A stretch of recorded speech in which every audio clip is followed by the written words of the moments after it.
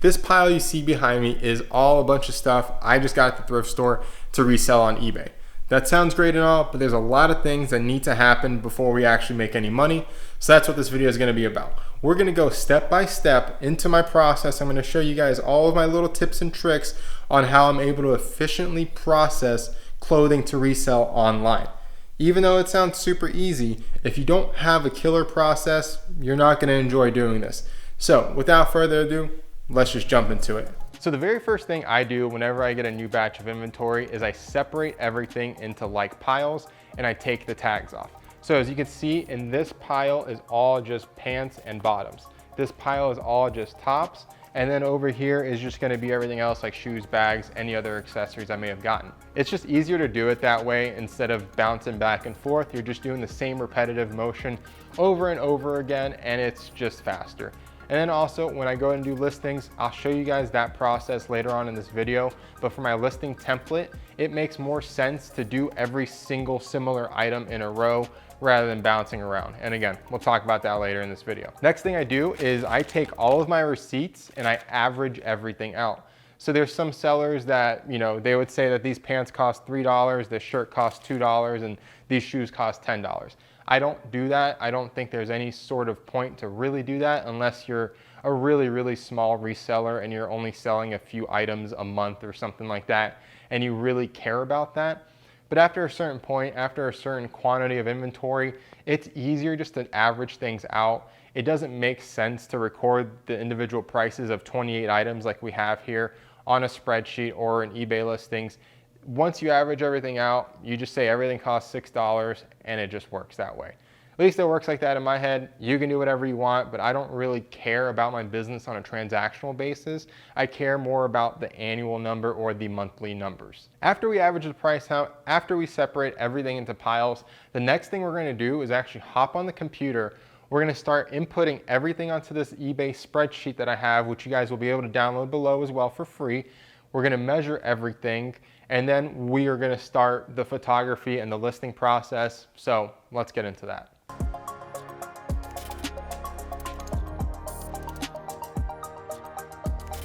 Okay, let's take a break for a second and let me explain what I'm actually doing right now.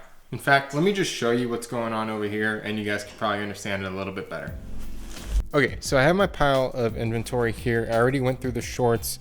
I have them stacked neatly over here. What I've been doing is this is my spreadsheet right here, which again, you'll be able to download in the description below, but pretty much it's just broken down into several categories here. So it's gonna be the item name, the cost, the measurements, descriptions, and the SKU code. So what I'm doing is I'm taking these items over here, I'm looking them over, I'm seeing what the details are, I'm going over here on the spreadsheet, I'm inputting the title that I'm going to be using for the eBay listing, and then I'm just setting the items over here. Now I'm not even measuring anything quite yet. The reason I'm doing this is because it goes kind of back to my kitchen days. Like, you wouldn't take an onion, you wouldn't peel the onion, you wouldn't dice the onion at that time. You would peel all of your onions, then you'd go back, then you would dice them all. It just makes the process a lot faster. So I'm not stopping on each single item just to measure them. I'm just creating the item titles, I'm getting the description into the spreadsheet, and then later on, I'm gonna bring everything back on the table, set it up in a different way so I can measure everything as efficiently as humanly possible. And that'll be the next. All right, so now we're measuring items. My biggest tip here is find a nice flat workspace that you can work in peace, have somewhere to set the items when you're done with them. Just don't let this get messy, don't let it get ahead of you, because once you start making a huge mess, things start going crazy, so just be aware of that. Find a kitchen table, find a work table, whatever it may be. My second biggest tip is use a soft tailor's tape. So I used to use like one of those like construction, like normal home improvement, like measuring tapes, the metal ones that you can retract. One day I was using that, I retracted it, and I actually sliced my finger a little bit and I got blood on a piece of clothing. So I stopped using those after that situation. These are great because they're super cheap. You can get them for like $3 on Amazon. So yeah, pretty awesome. I'll have a link below to this one that we use. When it comes to doing measurements though, let's put this on the table. Let's show you guys how I measure and how I measure efficiently. So let's start with tops here. I always lay them face down. What we want to do is make sure it's spread out nice and flat. We don't want to pull it too much just because then it won't be accurate. What we're going to do is, since the tailor's tape is draped around our necks like this, it makes it super easy to just pull out the 0 point. We're going to put it pit to pit. We're going to get that. and that is 26.5. We're gonna just rotate this to the side and same thing. What we're gonna do here is go from the bottom of the collar seam all the way down to the hemline, and that's 30. So what we would do at this point is record that on the spreadsheet and just have that ready to go for our eBay listing. But let's talk about shorts or pants. Shorts, again, we're gonna do the same kind of thing, just lay them flat, make sure the waist is as flat as possible. We're gonna take the tape measure from up here, and we're gonna measure across, and we see that's 16.5. We're gonna spin them around. And even on shorts, some guys are really particular about this, so make sure you do get the inseam on shorts. Now, this is gonna be 11, which is quite a common inseam, and we're just gonna keep going down the line. We're gonna go through all our items, we're gonna measure them, record them, but just make sure you have a really good process here because this takes people a lot of time when it really shouldn't. These are very simple measurements. You just need to find something that works for you. And again, don't let a mess occur. Find a place to pull stuff from, find a place to put stuff down, and then find a place to put stuff down after it's measured. Just have this like kind of workflow to where things move from left to right, and it'll keep things a lot more organized. Now, after we have all this done, let's go take some photos of this stuff in the other room.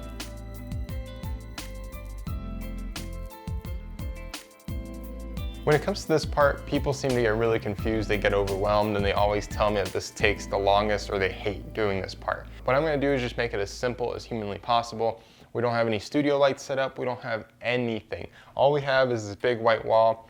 We're staying at Cheyenne's dad's house right now, so we're traveling, we don't have resources. I'm just gonna show you how easy this really could be. All we're gonna do is grab a hanger, we're gonna find some hooks or something on the wall. We're gonna hang the item up and we're gonna just kind of straighten it out as much as possible. I don't iron things. I tried ironing things in the very beginning. It was not worth my effort. If you wanna do that, great, go for it. I don't think it's really worth it. Two ways to take photos. You can use your phone or you can use a camera like we're recording on. Typically, I do use the camera that Cheyenne's holding, but for this, I'm gonna just use my phone. Really simple. You don't need to overthink this. Any modern smartphone is gonna take good enough photos of your items for eBay. The biggest thing when it comes to this is just make sure your lighting is good and make sure you have a nice white background. If you don't have that stuff, invest into it. Just don't make excuses when it comes to those things because they do actually matter. Your camera doesn't matter as much as the lighting does, so focus on that stuff. When it comes to clothing, it's gonna be really simple. All we would do of this item is take a photo of the front, maybe take a couple detail shots like where it has the Patagonia tags. I would take a photo of the fabric and care tag, and then all I would do is flip the item over, take one photo there, and I'm done. You guys don't need to make collages of 20 photos. That's crazy. I've seen sellers that do this. They do like 10 to 20 to 30 photo collages of a $20 t-shirt. It doesn't make any sense to me. I don't know why you're wasting your time and you're kind of overselling the item at that point. If the item has that many flaws that you need to show them all, you're buying the wrong kind of inventory, and I would skip on those kinds of things.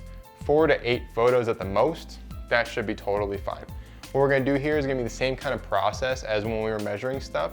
So we're gonna take things from left to right. What we wanna do is create nice piles of things and make it really easy to grab items as we keep going. So what we have here is a pile of all the stuff that's ready to get photographed. And then over here, we have a pile of stuff that's already been photographed. So everything is super close. I'm not making these huge moves. All I'm doing is standing here in the middle of this, I'm grabbing this, I'm taking it off the hanger, I'm throwing it over there, I'm grabbing the next item. I don't want you guys moving across the whole room as you do this process. Everything should be like within almost reaching distance. You shouldn't be taking a bunch of steps to be going through this process because again, we're trying to maximize your efficiency, we're trying to save energy, and we're trying to do this as fast as possible. Because this isn't like a hangout time. This is part of the job, this is part of your process, and the faster you get photos done, the faster you can enjoy the rest of your day and not be working. Once all the photos are done, the next part of our process may not pertain to you guys, but I do want to show this to you because it's how we've helped grow and expand our business, and it's helped buy more of our time back, and let's get into that part. So one of the last steps we do before actually doing the listings on the computer is bag things up like this. So you can see it's in a Ziploc bag and it's got a little SKU code for it. We do this because we use a third-party fulfillment company called Reseller Solutions to store and ship all of our items. Now we do have a partnership with them, just to be clear on that, but if you do want to learn more about them and save 20% off your first month, you can click the link in the description below. You can learn way more about them there. But pretty much, if you know what Amazon FBA is, that you ship your stuff to Amazon and when a customer buys it, they ship it for you. That's pretty much what this is. So they send you bags, they send you all these labels, and all we're gonna do is individually bag each item that you saw, and we're gonna ship it off to them. They pay for inbound shipping to them, which is super cool. You just throw it all in a box, slap a label on it, and off it goes. From there, they put it in their warehouse, and again, once someone buys something, they ship it for you. This is especially important for us because we're gonna be traveling full time this year. We don't have room in the van to store all of our inventory and shipping supplies and all this nonsense. So partnering with them has really changed our business. If you guys have been following me for a while, you know that I may hate shipping. I hated waking up in the mornings. I hated packing things. Like, it just was not fun for me. So having someone to do this for us now has been a game changer. And I highly suggest every reseller look into this because it's mind blowing that you don't have to ship things daily. It's changed my life. It's given me more free time, and it's let me focus on things that I actually want to do, which does not involve shipping. Let's get all these things bagged up, and then we're gonna hop into the computer, and I'm gonna show you guys how I do listings in under a minute and 30 seconds.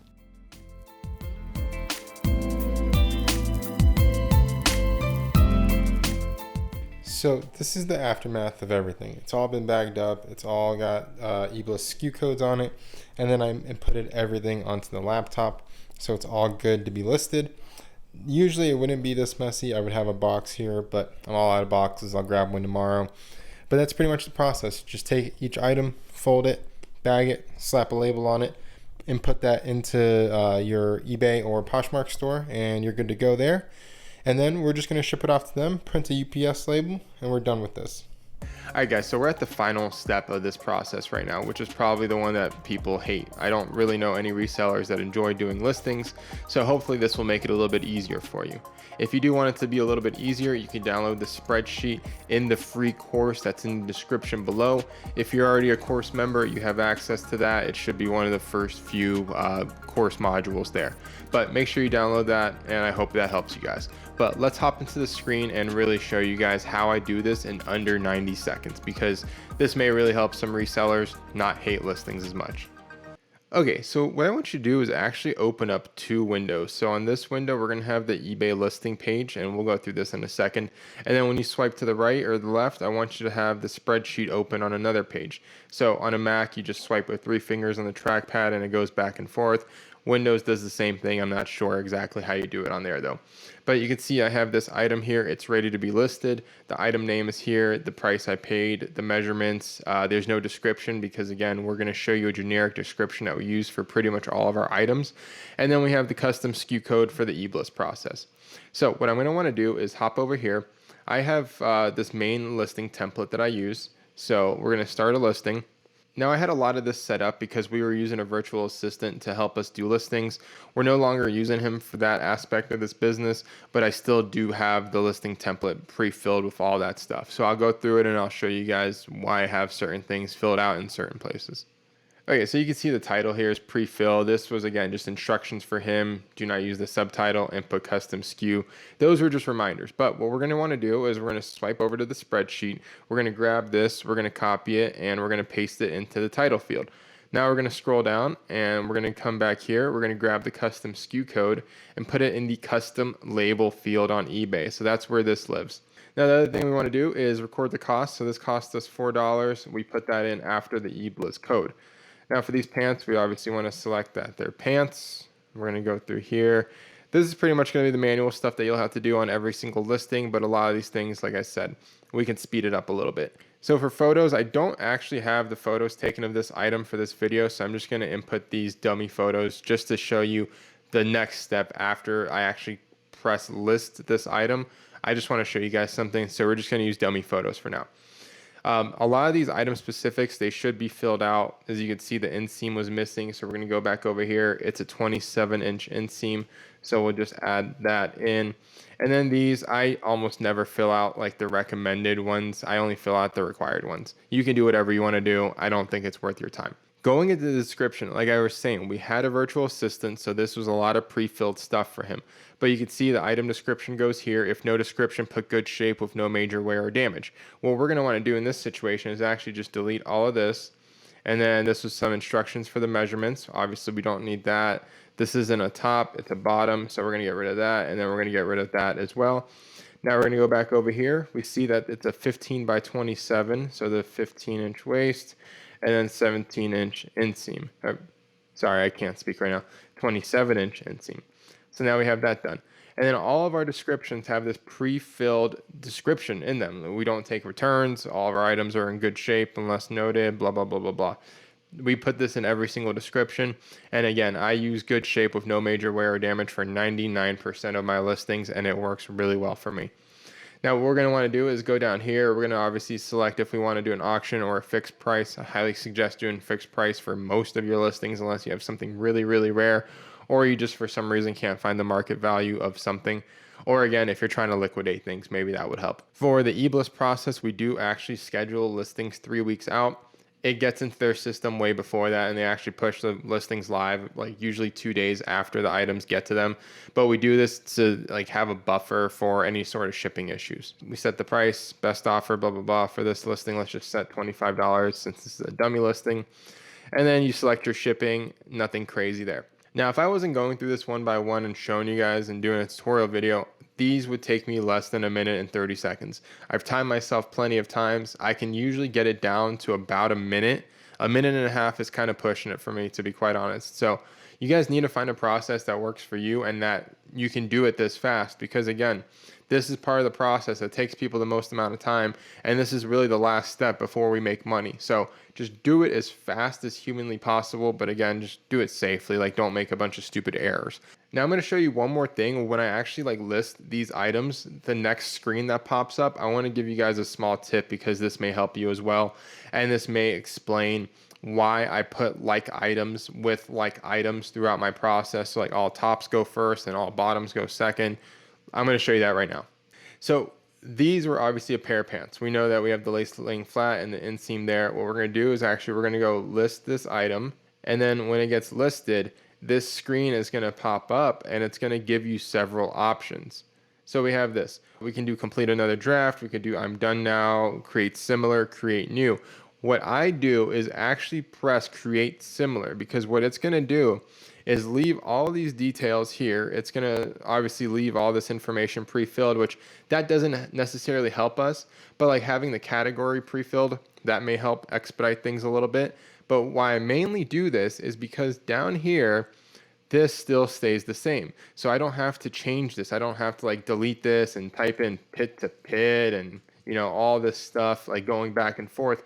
It wouldn't make sense. So just doing it like this really speeds the process up, because once I get all my pants done, I just switch it over to tops and I just go through the line. It's finding ways to save 5 seconds, to save 10 seconds, heck, even to save 1 second, that's going to add up over the course of a year. So find those little tricks that work for you. Find a way to make this as fast as possible. My method is just one of many methods. I hope that maybe it inspired you a little bit to think about your business in some sort of way. I hope it did help you. If it did help you, please smash that like button. Help more people see this video. If you haven't already, make sure you subscribe. And then if you do want the full reseller course, it's years and years of knowledge. You can get it for only $19.99 if you use the code 5OFF, and that'll be in the description below as well. But guys, until next time, my name's Sebastian. Cheers.